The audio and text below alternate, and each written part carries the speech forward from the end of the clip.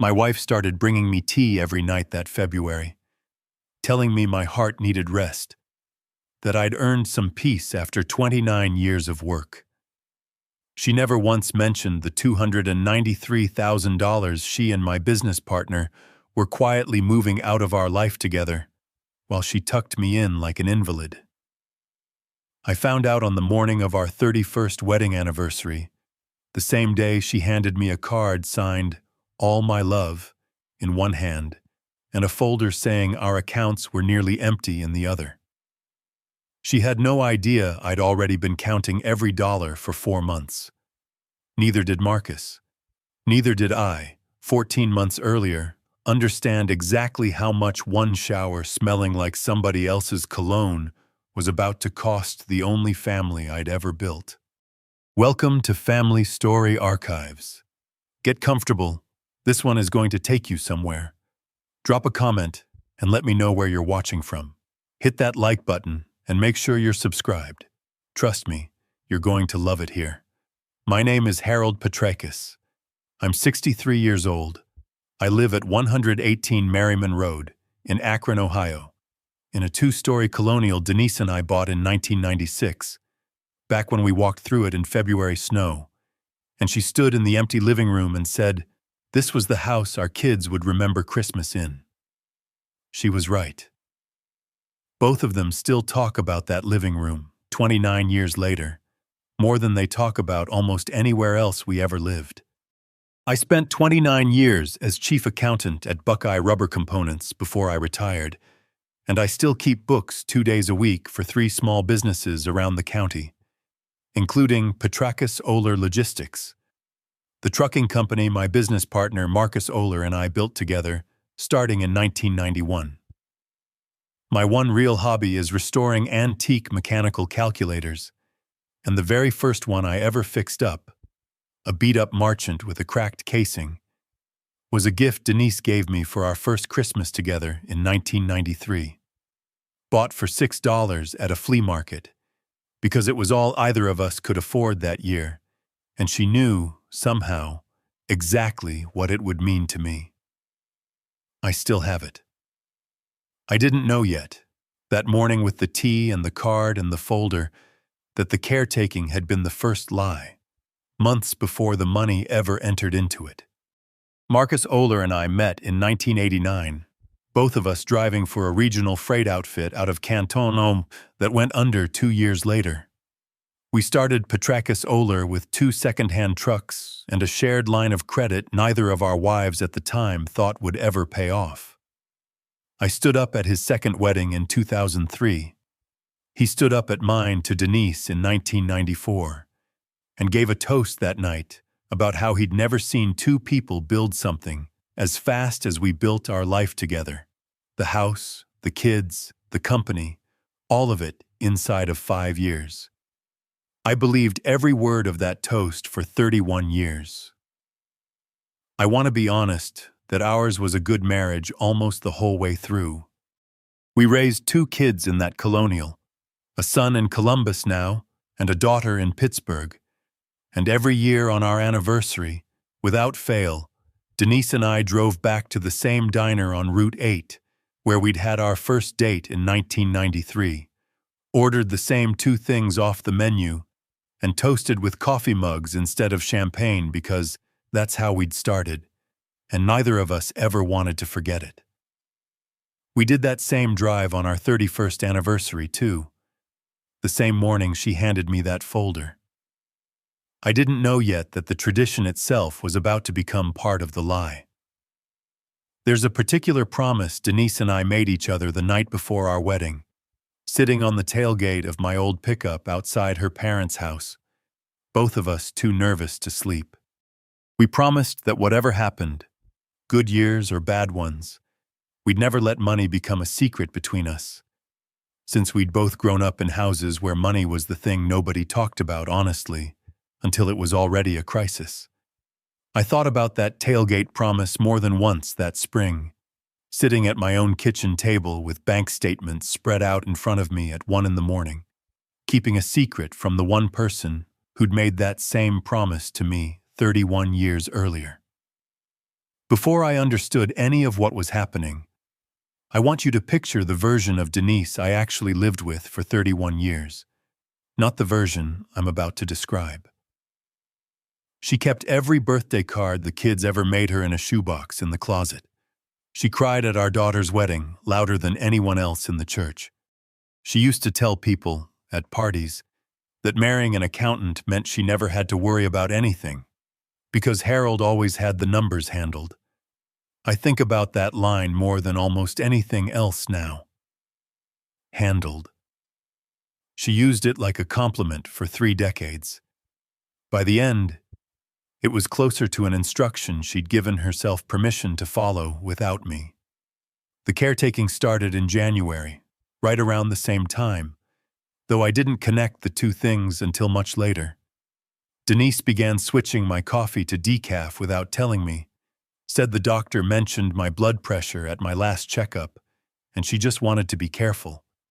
She started leaving vitamin bottles by my toothbrush every morning, heart health supplements she'd read about somewhere, and reminding me gently, almost sweetly, that I didn't need to worry about checking the company books anymore, that Marcus had it handled, that I should just relax and enjoy retirement the way I'd earned. "You've done enough counting for one lifetime, Harold," she told me one night, tucking a blanket around my legs on the couch, like I was 20 years older than I actually was. I let myself enjoy being cared for. I didn't understand yet that being cared for and being managed can look identical from the inside of a marriage.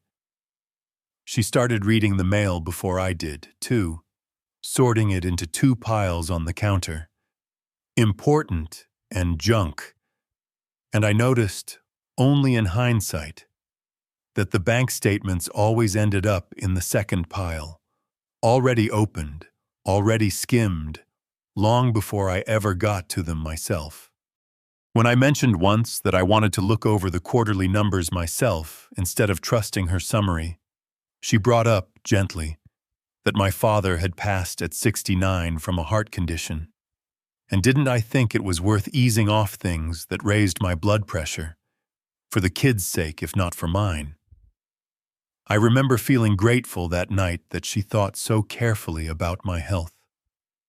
I didn't yet understand I was being handled the exact same way she'd once told party guests, proudly, that I handled the numbers.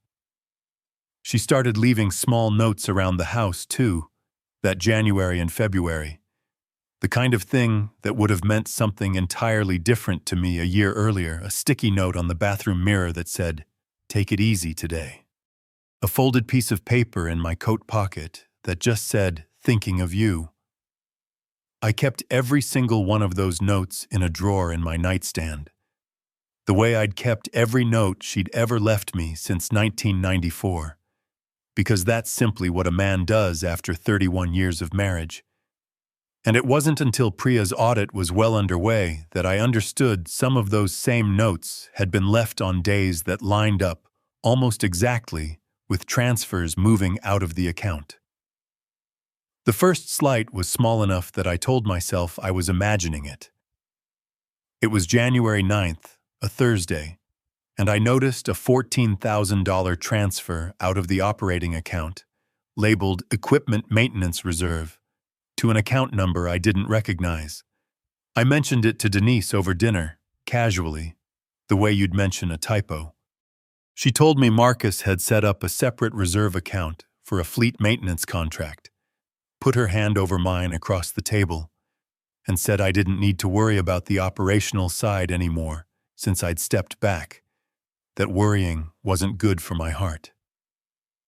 I let it go.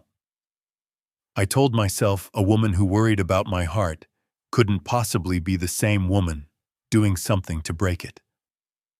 I was wrong about that, though it would take me 4 more months to understand exactly how wrong. The second one cut deeper, though I didn't understand why until much later. Late January, I drove past the Sheets on Copley Road around 9 at night, running out for antacids Denise had started keeping stocked in the cabinet, just in case, and saw Marcus's truck in the parking lot next to Denise's car, the two of them sitting inside his cab, not moving. For the 11 minutes I sat watching from across the lot before I made myself drive home. When I asked her about it the next morning, she told me Marcus had needed to talk through a difficult vendor dispute and hadn't wanted to do it at the office. She kissed my forehead on her way out the door that same morning and told me to take it easy that day. I wanted to believe her. 31 years of marriage gives a man a strong instinct to believe his own wife, especially one who kisses his forehead on her way out the door. But I still hadn't looked at the loan documents yet, and that turned out to matter more than any parking lot ever could. Around this same time, I noticed Denise had stopped wearing her wedding ring most evenings, leaving it in a small dish by the bathroom sink. Something she said was because her fingers swelled in the cold and the ring had gotten uncomfortably tight. I bought her a ring sizing appointment for her birthday that February, thinking I was solving a small practical problem for a wife I still trusted completely. She never made the appointment. The ring stayed in that dish through March, on and off, and I started noticing, without wanting to admit what I was noticing, that it tended to reappear on her hand mostly on the mornings I was home, and disappear again most evenings she said she was running errands alone. I told myself it was nothing. It was not nothing. Around the same week, I found our wedding album pushed to the back of the hall closet, behind a box of winter coats, instead of sitting on the living room shelf where it had lived since 1994. Denise told me she'd been meaning to reorganize that closet for months, and just hadn't gotten to putting it back yet. I pulled it out anyway one afternoon while she was at the dental office doing Petrakis Oler's books, and sat at the kitchen table looking at photographs of a 26-year-old woman promising, in front of both our families and a church full of people neither of us could really afford to invite, that she'd build a life with me through anything that came. I put the album back exactly where I'd found it, behind the coats, and didn't mention it to her. I wasn't ready yet to say out loud what an album shoved behind winter coats might actually mean. The third time, I asked Marcus directly about the maintenance reserve account, at the warehouse on a Tuesday afternoon, casual as I could manage. He told me Denise had all the documentation, said he'd let her walk me through it whenever I had time, and then changed the subject to a routing issue with one of our drivers so smoothly I almost didn't notice I'd been handed off. I told Denise that night I wanted to see the documentation. She said she'd pull it together that weekend, and then, gently, added that maybe I should let the cardiologist she'd already scheduled me with that Thursday take a look at my stress levels first. I hadn't asked for a cardiologist appointment. She'd made one anyway. 3 weekends went by without the documentation. I went to the cardiologist appointment she'd booked, mostly to keep the peace, and my heart, as it turned out, was in perfectly good shape. The doctor even remarked, looking over my chart, that he wasn't sure why the referral had specified urgent, given everything looked completely normal for a man my age. I didn't say anything to him about it. I just sat in the parking lot afterward for a long while, turning that word over in my head. Urgent.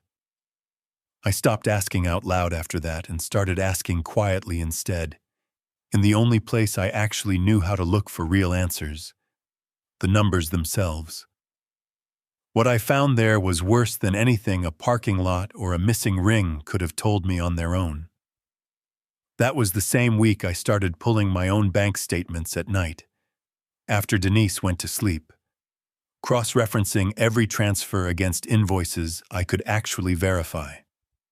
I found the $14,000 transfer from January wasn't a one-time thing. It had happened in December too, $11,000 that time, labeled differently, insurance premium adjustment, and in November, $9,000, labeled contractor deposit. 3 months, three different explanations, one account number underneath all of them that didn't match any vendor Petrakis Oler had ever done business with in 34 years. I sat at my kitchen table at 1 in the morning with 3 months of numbers that didn't reconcile, next to a framed photo of our kids at the beach in 2004 that Denise kept on the sideboard, and something in me went very quiet, the kind of quiet that isn't calm so much as a man deciding, deliberately, not to say the next several things sitting on his tongue until he had proof strong enough to make them impossible to argue with. Our 31st anniversary landed on a Tuesday that year. The same drive to the same diner on Route 8 we'd made every year since 1994. Denise ordered the same thing she always ordered. She held my hand across the table the same way she had for 3 decades and told me she loved me. And some small, tired part of me wanted so badly to just believe her the way I always had that I almost didn't ask the question, sitting in my chest since November. I asked it anyway, quietly, over coffee in real mugs instead of champagne glasses. I asked her how much was actually left in the business account. She smiled, squeezed my hand once, and told me not to worry about numbers on our anniversary of all days. 2 days later, she slid a folder across our kitchen table and told me the account only had $11,000 left in it, and gave me a card that said all my love in her handwriting. The same handwriting I'd been reading on birthday cards and grocery lists for 31 years. I already knew the real number was $293,000 higher than that. What I didn't know yet was how far she and Marcus had already gone to make sure I'd never find out in time to stop it. If you've been listening for a while, do us one quick favor: subscribe. It costs you nothing, and it means everything to us. Hit the like button while you're at it, and drop your thoughts in the comments. The next piece came from Ruth, my younger sister, before I even asked her for help. Ruth Kessler is 67, retired herself after 30 years keeping books for a dental practice group in Greene, Ohio, and she'd noticed something was wrong with me over Sunday dinner in early February. The way sisters sometimes notice things husbands and wives stop seeing in each other. She'd been widowed 6 years herself, and understood, better than almost anyone I knew, what it felt like to have the ground shift under a marriage without warning. I told her everything that same night: the transfers, the parking lot, the cardiologist appointment I never asked for. She listened all the way through without once interrupting, and when I finished, she reached over and took the mug of decaf out of my hand, poured it down the sink, and made me a real cup instead. "Your heart's fine, Harold," she said. "Hers is the one I'd be worried about." Ruth didn't say a single other comforting word after that. She just asked me one question: "Have you actually pulled the loan documents on the business yet? Not just the checking account?" I hadn't. I still hadn't looked at the loan documents, and Ruth's face told me, before she said another word, that I probably should have looked weeks earlier. There was. Buckeye Community Bank had approved a $65,000 equipment loan for Petrakis Oler in December, co-signed, according to the paperwork, by both Marcus and myself. I had never signed it. When I finally got a copy of the signature page from the bank 2 weeks later, the signature on the line above my printed name looked close enough to mine that a stranger wouldn't blink at it. And wrong enough, once I really looked, that I knew immediately I hadn't made a single stroke of it.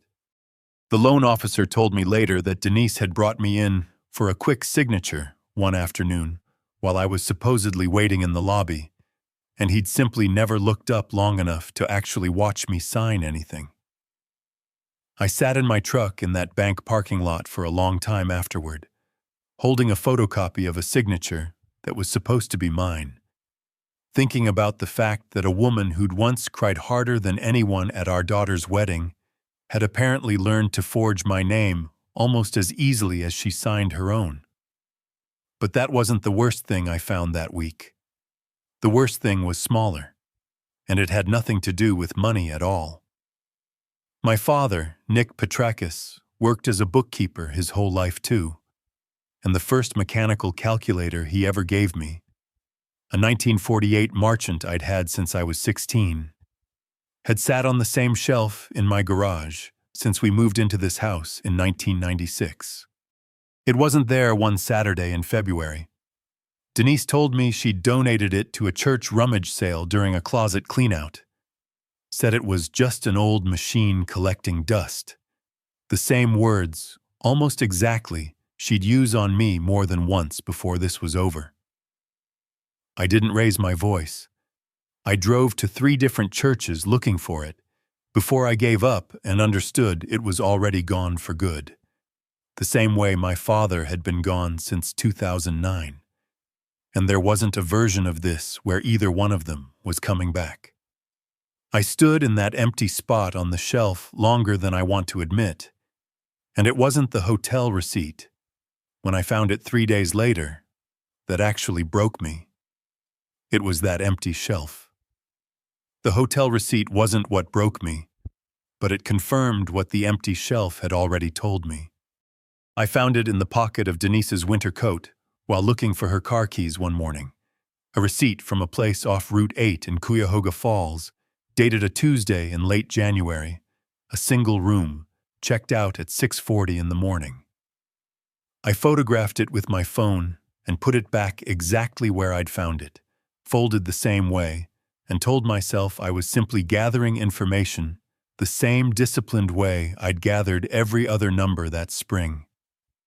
It wasn't until much later, lying awake at 2 in the morning, next to a woman who'd tucked a blanket around my legs that same evening and called me sweetheart, that I let myself actually feel what that piece of paper meant. I hired Priya Nandakumar the first week of February, a certified public accountant with 22 years of independent audit experience, somebody who'd never worked with either Marcus or Denise and had no reason to protect either of them. She worked out of a small office above a bakery on Main Street, and the first time we met, she told me forensic accounting wasn't really about suspicion, it was about patience. The willingness to read the same 3 months of numbers 4 or 5 times until they told you something you hadn't noticed the first 4 times through. She worked quietly, pulling bank records under a limited engagement letter that named only the company's general finances. Within 3 weeks, Priya had traced the destination account, a business savings account at a credit union 2 counties away, opened, according to old contingency fund paperwork from 1992, under my own Social Security number as the originating officer, a formality from the earliest days of the company that both Denise and Marcus had apparently forgotten, or never known, existed. They'd been quietly redirecting money into an account that, on paper, still legally answered to me. I thought, the day Priya told me that I'd finally found the worst of it. I was wrong about that too. Priya's audit eventually placed the actual start of the affair back to a company conference in Nashville the previous January, 14 months before that Tuesday morning folder, a trip Denise and Marcus had both attended together while I stayed home with what she'd told me, at the time, was a bad back that made travel unwise. She found a pattern of joint expense reports from that trip forward. Dinners, just the 2 of them, on nights the conference agenda listed as free time. I wasn't hired to find that, she told me, the day she showed me the pattern. But once you're already reading every line of somebody's financial life that closely, you tend to see everything else sitting right there next to it, too. 14 months. That meant the coffee, the blanket, the cardiologist appointment, nearly all of it, had happened while she was already somewhere else in every way that mattered. I did the math more than once that spring, the way you do when a number keeps refusing to sit still in your head, and kept landing on the same fact. Whatever else had been true about my marriage those 14 months, very little of it had actually been true at all. But even that wasn't the detail that finally moved me to call the police. I nearly gave the whole thing away myself in mid-February, coming home early and finding Denise's laptop open on the kitchen counter to a banking portal I didn't recognize. She closed it fast, asked what I was doing home so early, told me I looked pale and should sit down and let her get me some water. I told her the client had canceled, which was true, and let her fuss over me for a few minutes. Though I understood, driving to Ruth's the next morning, I'd come closer to tipping my hand than I wanted to admit out loud. Detective Owen Marsh, of the Akron Police Department's Economic Crimes Unit, got involved the first week of March, after Priya's findings showed $293,000 total moved over 4 months, most of it in transfers small enough to avoid automatic bank flags. Marsh had worked economic crimes for 11 years, and he told me the first time we sat down together in a diner off Route 8 that cases like mine were more common than people realized and almost never made the news because nobody wanted to admit publicly that their own spouse had spent months quietly moving their retirement out from under them while calling it love. He told me plainly that the safest thing was to let the destination account stay open and monitored rather than freeze it outright. That messier move he warned me about came 2 weeks later, when Priya flagged a scheduled transfer for the following Friday, $218,000, nearly everything left in both accounts combined, set to move into a new account in Columbus under paperwork that listed only Denise's name and a forwarding address that wasn't our house.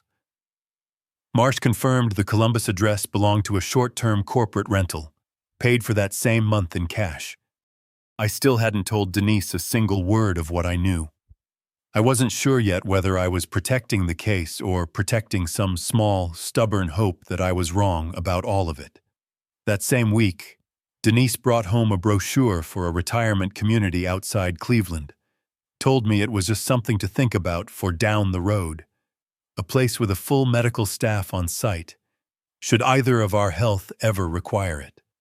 I looked at that brochure a long time after she went to bed, understanding, finally, with total clarity, that every piece of caretaking she'd offered me for 4 months, the decaf, the vitamins, the cardiologist, the blanket, had all been building toward the same quiet goal, a version of me easier to manage, easier to move, easier to leave behind once the money was gone.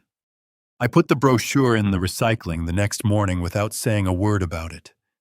I barely slept the night before the transfer date. I sat at my kitchen table at 4 a.m, with Priya's folder in front of me, next to that same photo of our kids at the beach in 2004, both of them sunburned and laughing, Denise's arm around our daughter's shoulders in a way that had looked, for 20 years, like the truest thing I'd ever seen. I thought about the coffee can full of change we'd counted on the kitchen floor of our first apartment in 1994, both of us agreeing that whatever we built together after that would never come down to counting pennies again. I thought about the wedding album behind the winter coats and the empty spot on the garage shelf where my father's calculator used to sit. And I understood, sitting there at 4 a.m, that I wasn't really about to walk into that bank to save $218,000. I was walking in to find out whether anything from those 31 years had actually been real, or whether I'd spent 3 decades married to a woman capable of managing me the entire time, one gentle lie at a time. Ruth called around 6, same as she had most mornings that week. "You'll do what's right," she said, "whatever that looks like today." I got dressed and drove to meet Priya anyway, not yet certain what right was going to look like by 2 o'clock that afternoon, or whether I'd have anything left of my marriage to grieve once it did. Friday, March 28th, 61 degrees, overcast, The kind of gray, acrid sky that makes everything feel like it's holding its breath. The transfer was scheduled to process at the Buckeye Community Bank branch on West Market Street at 2 o'clock in person. Priya rode with me, a folder on her lap thick enough to need a rubber band around it. Detective Marsh met us in the parking lot, already coordinated with the branch manager, a woman named Carol Ann Fisk, who'd agreed to let the transaction reach the final approval screen before anyone stepped in. We watched Denise's car pull in at 1:48, followed 6 minutes later by Marcus's truck. Through the branch windows, I could see them both at the manager's desk by 1:57, papers already out. Denise signing something with the kind of easy confidence I hadn't seen on her in years. Not since the early days of the company, when every signed contract felt like a small miracle worth celebrating over dinner.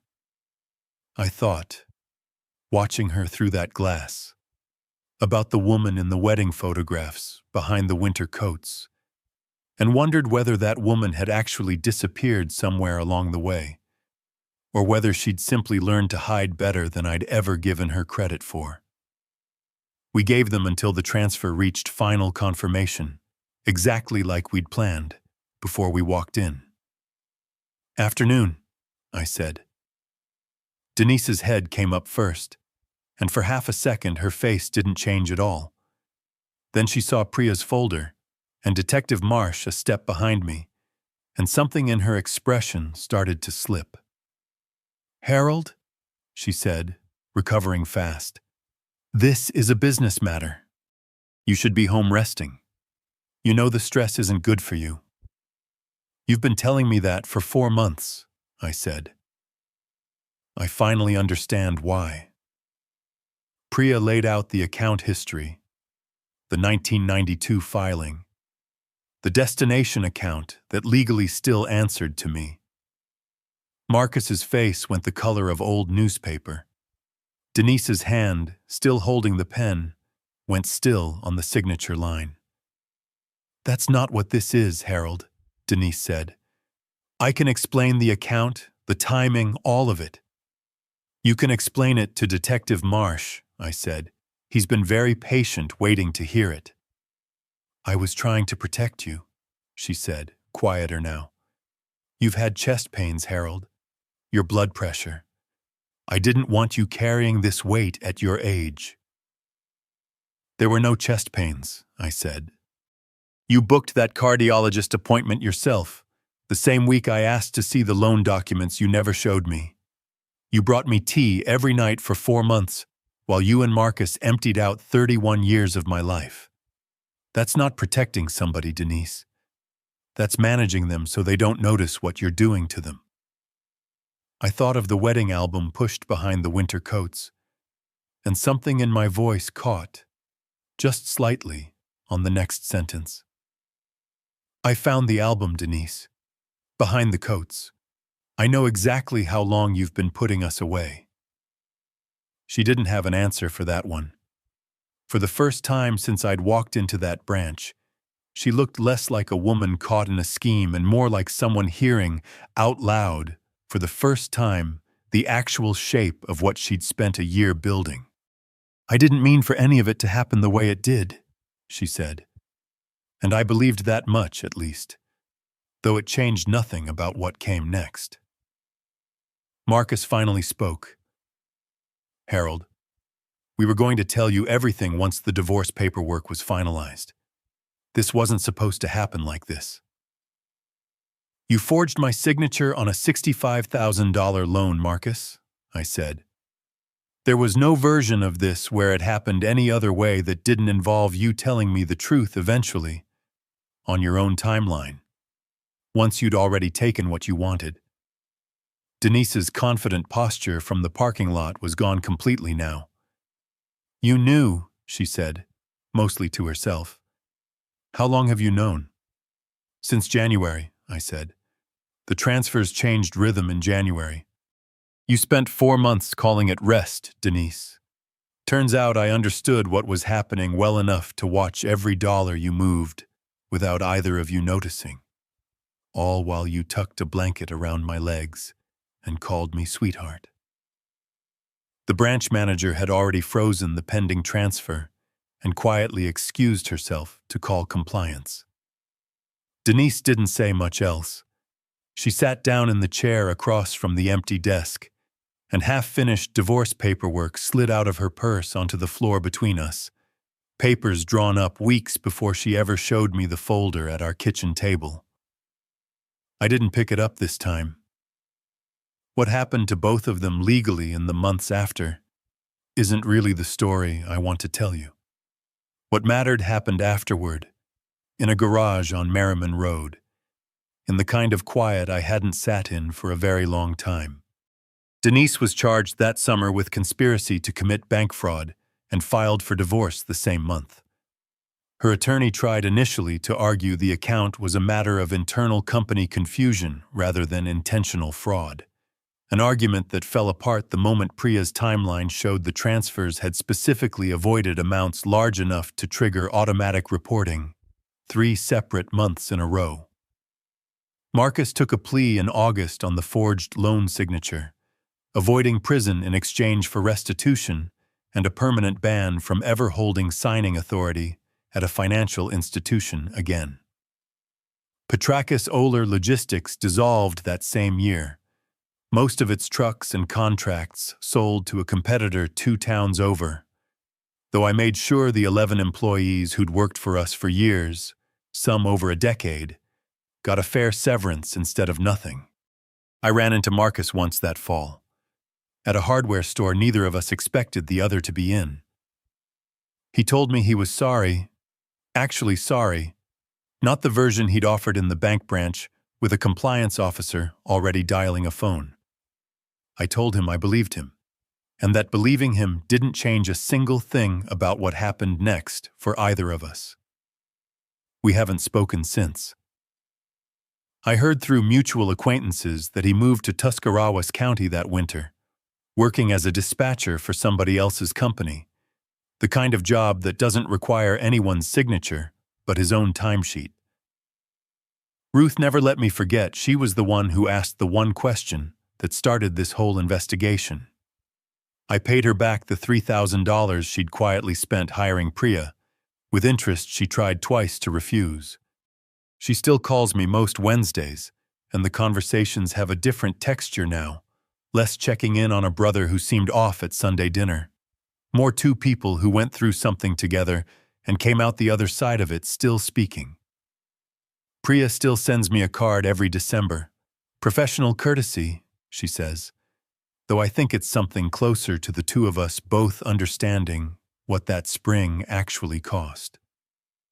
Detective Marsh checked in once that fall, off the clock, just to say the cases that stick with him longest are never the loud ones. The quiet ones where nobody raises their voice and somebody still nearly loses everything they spent 3 decades building, one gentle lie at a time. Our son flew in from Columbus that November, the first time either of our kids had come home since everything became public. We didn't talk much about the specifics. He asked me once, sitting on the back porch, whether I thought his mother had ever really loved any of us, or whether the whole thing, the house, the anniversaries, the diner on Route 8, had somehow been performance the entire time. I told him I didn't think those 2 things were as separate as he was hoping I'd say they were.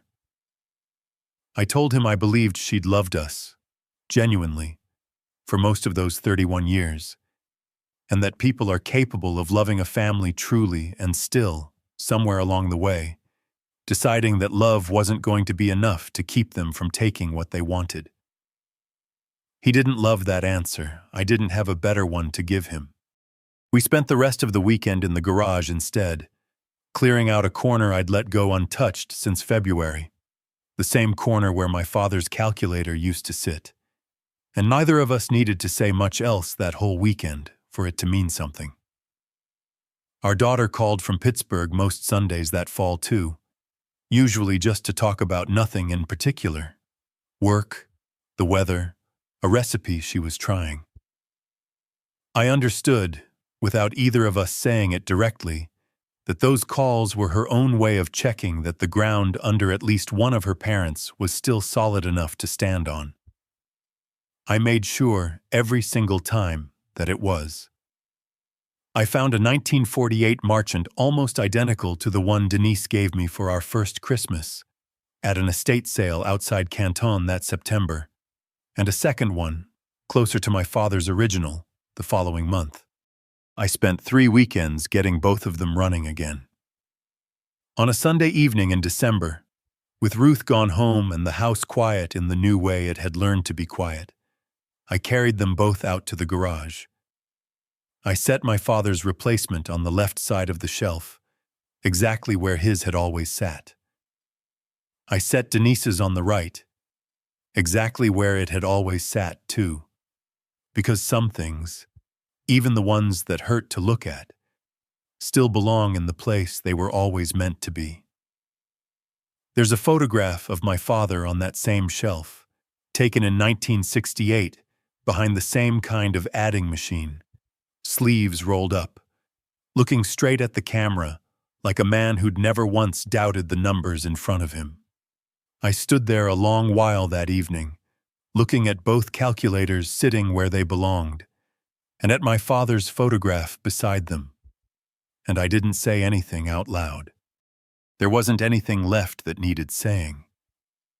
I just switched off the garage light and went inside, into a house that was finally, after everything, quiet in a way I could actually live inside of. I think about the tailgate promise sometimes still, sitting in that garage. Whatever happened, good years or bad ones, we'd never let money become a secret between us. I kept that promise myself, in the end, more thoroughly than I ever expected to have to. I turned every secret Denise built over 14 months into daylight, one bank statement at a time, until there was nothing left in that marriage that hadn't been fully counted, fully named, fully understood by everyone it touched. That's not the ending either of us pictured on that tailgate in 1994. But it's the only version of keeping that promise I had left available to me by the time it mattered. If there's one thing I'd want you to carry out of this, it's something I used to tell junior accountants for 29 years. Long before any of this happened to me, instead of just being advice I handed out to other people. The numbers always reconcile, eventually. You can hide a transaction for a month, sometimes a year, sometimes long enough to think you've gotten away with it completely. You cannot hide an audit trail forever, not from somebody who knows how to read one, and definitely not from the one person who happened to open the account in the first place, 33 years before anybody thought to check whose name was really on it. I learned that lesson the hard way. The same spring, a woman who called me sweetheart every night was quietly taking apart everything two people had spent 31 years building together. If you enjoyed this story, join our community by hitting that like button and subscribing for more real, raw, and family-centered stories. And as always, thank you for being a part of Family Story Archives. I will see you on the next one.